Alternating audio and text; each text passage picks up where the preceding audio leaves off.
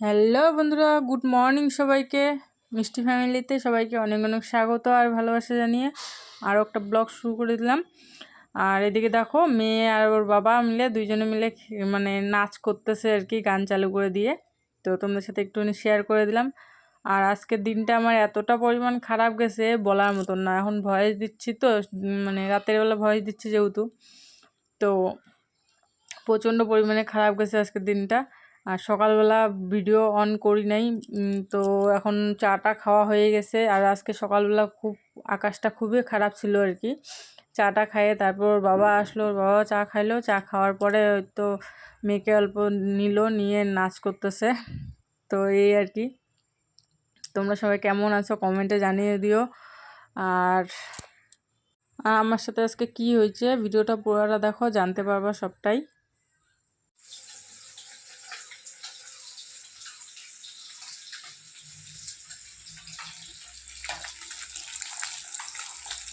শুরু করে দিচ্ছি রান্না বান্না। এখানে ভাত বসাই দিচ্ছি আর এখানে মাছ ভাজতেছি। এখানে ভাত আছে, এখানে আলু কেটে রাখছি, মাছের ঝোল করব। এখানে মাছ আছে, এখানে পেঁয়াজ লঙ্কা ওগুলো কাটবো এখন মশলা।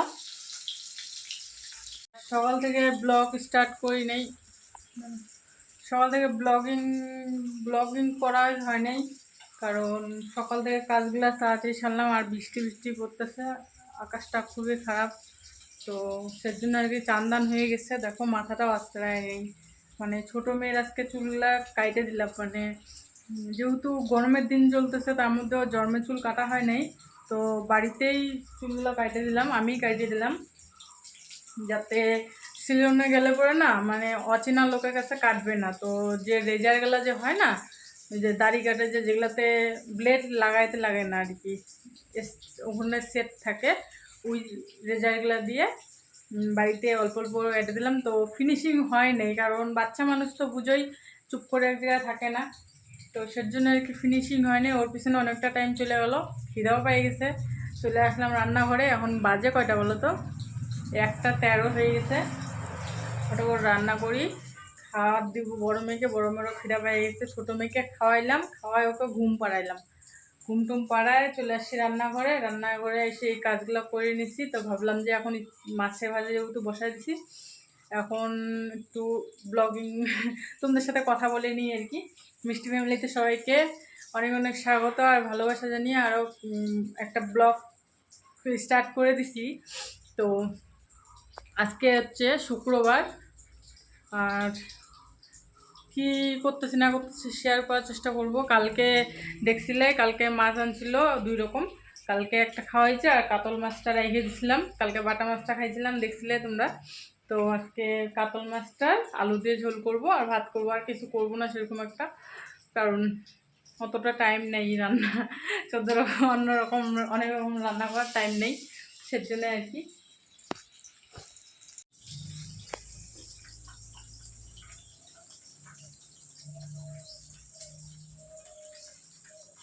হাতের মধ্যে মাছের তেল এসে পড়ছে জানো, মাছ ভাজতেছে, লাল হয়ে গেছে। বড় ধরে না হলে ওই যে কবিতা ঘুমাই একটু না, ফুচকা পরে নাকি আর পেলে নেবা।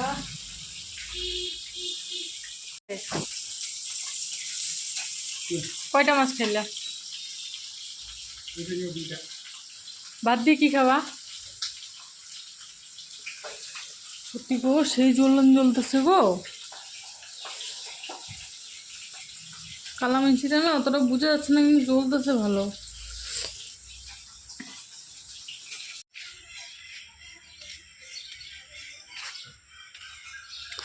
এই অবস্থা হচ্ছে।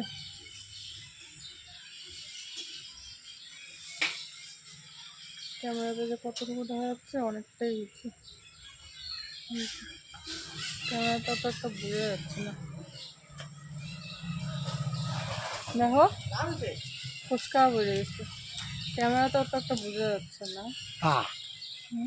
এই উপযুক্ত বলে যে খালি খালি হাসতেছি খালি।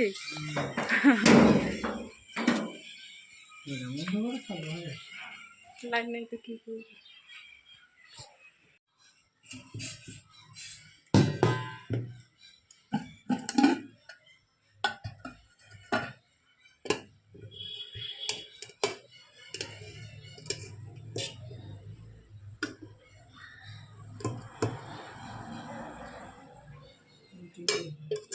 আরো কাছে যাবো রাতে এখন একটু জলওয়ালাকে ফোন করতে লাগতো।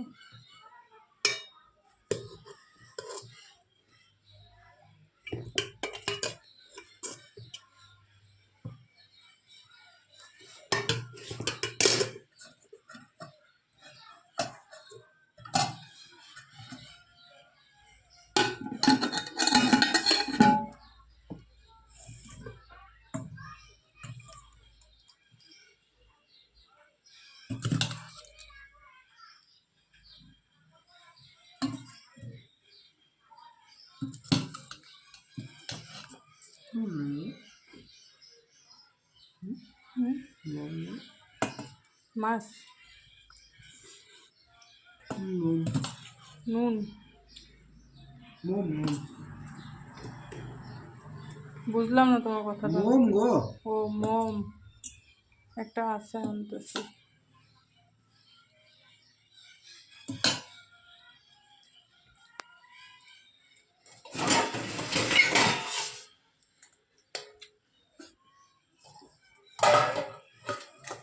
আমি আনতেছি।